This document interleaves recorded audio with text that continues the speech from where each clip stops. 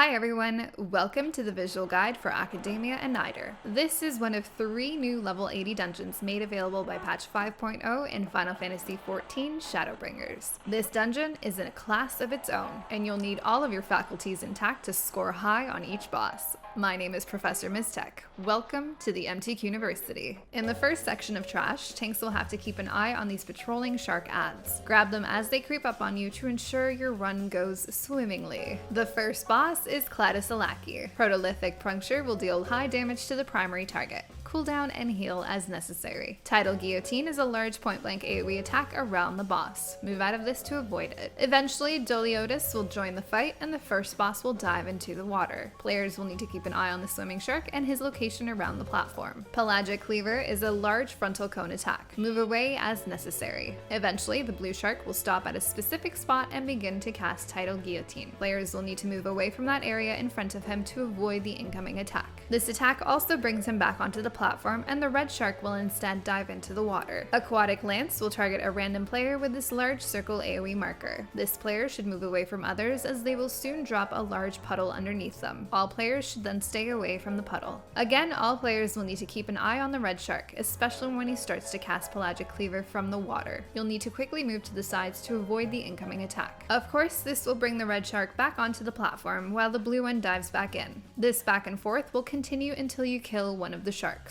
When the remaining shark returns, he'll give himself a damage up buff and cast Marine Mayhem, dealing high group-wide damage. His regular mechanics will then repeat until he too is destroyed. Once both bosses are down, you'll be thrown into the next section. Watch out for the attacks of the killer to models as you progress. The next boss is the Marquis Morble. Sap Shower will target players with these large AoE circle markers. Move away from each other to avoid overlap. Arbor Storm will deal group-wide damage. Healers top everyone off as necessary. When the boss casts Extensible Tendrils, she'll lift all of her tentacles up and then slam them back down on the platform, hitting anyone in the way. To avoid this, be sure to position yourself in line with her tentacle armpits. The boss will turn slightly, and again you'll need to reposition to avoid getting hit. The Extensible Tendril attack will happen 5 times before the boss vomits bile directly in front of her. To avoid this, the tanks can position themselves on her sides for each tendril attack until the vomit goes out before moving back in front. Blossom will light up specific patches of flowers with large AoE markers. Avoid these areas or you'll be afflicted with heavy and vulnerability up debuffs. All of these mechanics will repeat with some overlap until the boss is down. In the last section of Trash, the evil armor ads can cast Noa Ionto, which deals a massive amount of group-wide damage. All players should be aware that this cast can be interrupted, so use those fancy new buttons to save your healers some effort. Make sure you avoid the usual AoEs as well. The last boss is Quetzalcoatl. Shockbolt will target the primary target with a heavy hitting tank buster. Cooldown and heal through this as necessary. Thunderbolt will deal high group-wide damage. Healers beware. Thunderstorm will mark up players with circle AoE markers and place similar markers on the platform. Players will need to move out of the ground markers and make sure they're not overlapping. The ground thunderstorm circles will spawn purple orbs that, when popped, will grant you a damage up buff. Make sure you steal as many of these from your friends for the top score in the class. Shocking Plumage will throw out 4 large conal AoE attacks. Avoid these as necessary. Eventually, the boss will teleport to the south side of the platform. A number of orbs will appear on the platform in a set pattern. The boss will then knock all players back and stun them for a short time, while the orbs begin to grow. Next, Winding Current will be a room-wide AoE with a safe zone inside the boss's hitbox. As soon as you can move, all players will need to run back to the boss, dodging the growing orbs and into that safe zone. These orbs grow pretty big, so make sure you're right up the boss's butt so you don't get clipped. These mechanics will repeat until the boss is down. If you have any questions or comments, please let me know. Up next, we'll take a look at the new Extreme Trials. As always, thanks for watching. Till next time.